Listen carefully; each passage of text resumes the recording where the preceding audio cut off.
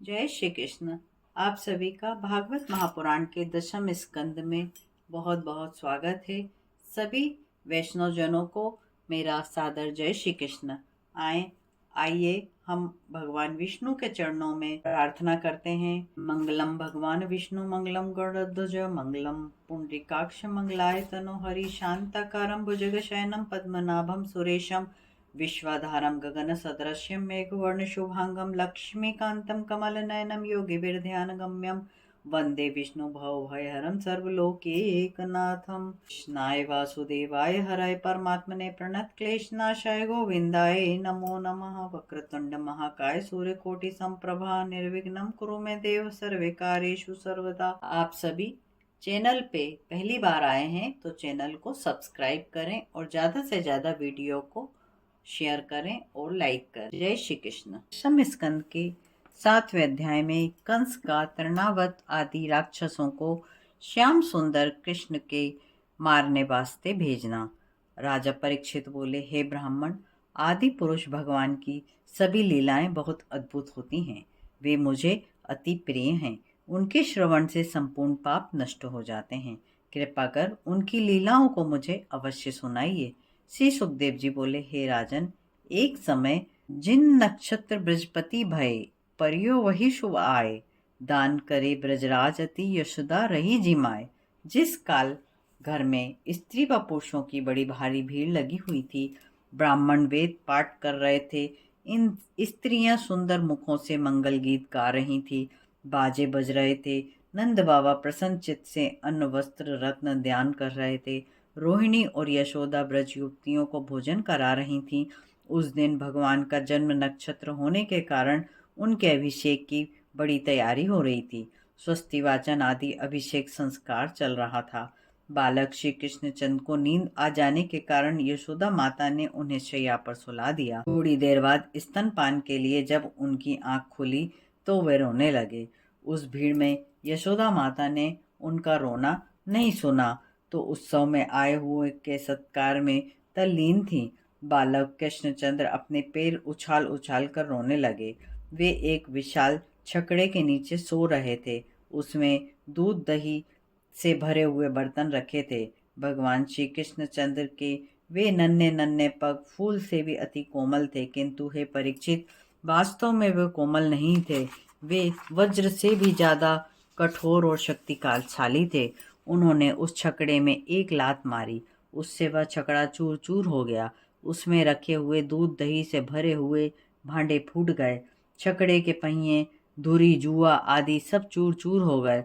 उस छकड़े की चरचराहट सुनकर नंद बाबा, यशोदा रानी सब ग्वाल बाल दौड़ कर आए और इस अनोखी घटना को देखकर सभी व्याकुल हो गए। बोले, अरे ये क्या हो गया? यह गाड़ा अपने आप कैसे पलट गया? इस रखे हुए भांडे कैसे फूट गए? गोपियां तथा यशोदा दौड़ी, अरे यहाँ तो हमारा कृष्ण सो रहा था। मालूम होता है यह कार्य किसी राक्षस का है। वह यहाँ पर खेलने वाले बालकों ने कहा, ये झगड़ा श्री कृष्ण ने रोते रोते अपने पांव से गिराया है। गोपों ने उन बालकों की बातों पर विश्वास न किया, क्योंकि वे कृष्ण के ऊपरी बल को नहीं जानते थे। यशोदा जी ने घबराकर रोते हुए अपने लाल को गोद में उठा लिया, ब्राह्मणों से स्वस्ति वाचन कराया, फिर उन्हें अपना स्तनपान कराया। बहुत से गोपों ने मिलकर उस छकड़े को फिर से सीधा कर दिया। उस पर रखी सामग्री ज्यों की त्यों रखी। ब्राह्मणों ने दधि, अक्षत, दूर्वा आदि से भगवान श्री कृष्णचंद्र की पूजा की। ब्राह्मणों से आशीर्वाद प्राप्त करके नंद बाबा ने बालक कृष्ण को अपनी गोद में लिया। ब्राह्मणों ने वेद मंत्रों द्वारा पवित्र औषधियों के जल से उनका अभिषेक किया। स्वस्ति वाचन, हवन इत्यादि कराकर नंद बाबा ने ब्राह्मणों को उत्तम भोजन कराया। तत्पश्चात अपने पुत्र की शुभकामना के लिए सोने के सींगों में मड़ी हुई बहुत सी गायें ब्राह्मणों को दान में दी। हे परीक्षित, वेद वेदता भगवत भगवान ब्राह्मणों के आशीर्वाद कभी मिथ्या नहीं होते। हे परीक्षित, एक दिन की बात है, यशोदा रानी अपने लाडले को दूध पिला रही थी। सहसा भगवान श्री कृष्ण इतने भारी हो गए कि यशोदा उनके भार को सहन ना कर सकी। उन्होंने श्री कृष्ण चंद्र को गोद से उतार दिया और पृथ्वी पर बिठा दिया। यशोदा बड़े आश्चर्य में पड़ गई और अपने काम में लग गई। उसी समय तृणावत नाम का एक दैत्य कंस का भेजा हुआ वहां आया और बालक श्री कृष्ण चंद्र को बैठा हुआ देखकर उन्हें आकाश में उड़ा ले जाने का विचार करने लगा। जट अपने बड़े ववंडर का रूप धारण करके उसने सारे ब्रज को धूल से ढक दिया। सबके नेत्र बंद हो गए। दसों दिशाएं बड़ी आंधी के कारण ढक गईं। 2 घड़ी तक तो सारे ब्रज में धूल ही धूल, अंधकार ही अंधकार छा गया। यशोदा माई ने घबराकर अपने लाल को जहां बिठा के आई थी जाकर देखा तो उनका लाल वहां नहीं था। तब तो वे अति व्याकुल हुई और रो रोकर अपने लाल को पुकारने लगी। उस बवंडर के कारण सभी बेहाल और बेसुध थे। किसी को भी अपने पराई की सुध ना थी। यशोदा माई अपने लाल को ना पाकर गाय की भांति डकारने लगी और पृथ्वी पर गिर पड़ी। उनके रोने को सुनकर गोपियां वहां दौड़ कर आईं। श्याम सुंदर कृष्ण प्यारे को न देखकर सभी अति व्याकुल हुईं, नेत्रों से अश्रु बहाने लगी। दोहा बोले, ढूंढे गोपी ग्वाल सब, ले ले हरि का नाम, नंद यशोदा सिर धुने, रोवे ब्रज की बाम। इधर हुए परीक्षित, वह तृणावत राक्षस भगवान श्री कृष्ण को आकाश में उड़ाकर ले गया, किंतु भगवान श्री कृष्ण चंद इतने भारी हो गए कि वह उनके बोझ को संभाल न सका और उनको लेकर अधिक दूर तक न जा पाया। उनका बोझ एक पर्वत के समान प्रतीत होने लगा। तब उसने उन्हें पृथ्वी पर पटकना चाहा, किंतु वह ऐसा भी ना कर सका, क्योंकि बालक कृष्णचंद ने उस दैत्य को गले को कस के पकड़ लिया था। उन्होंने उसके कंठ को इस भांति दबाया कि असुर निश्चित होकर पृथ्वी पर गिर पड़ा। उसकी आंखें बाहर निकल आईं और बोली बंद हो गई। उसके प्राण पखेरु उड़ गए। उस दैत्य को बालक श्री कृष्णचंद को लेकर वहीं ब्रज में गिर पड़ा। वह दैत्य जिस चट्टान पर गिरा था वह चकनाचूर हो गई। भगवान श्री कृष्णचंद उसकी छाती पर खेलने लगे। गोपियां दौड़कर रोती हुई वहां पर आईं और अपने लाडले को देखकर अति आश्चर्य में हुई। उन्होंने तत्काल अपने प्यारे कृष्ण को गोद में उठाकर परस्पर भगवान से प्रार्थना करने लगी कि हे भगवान, आपने इस बालक की रक्षा की। यशोदा रानी, गोपियां, नंद बाबा, ग्वाल बाल सब प्रसन्न हुए।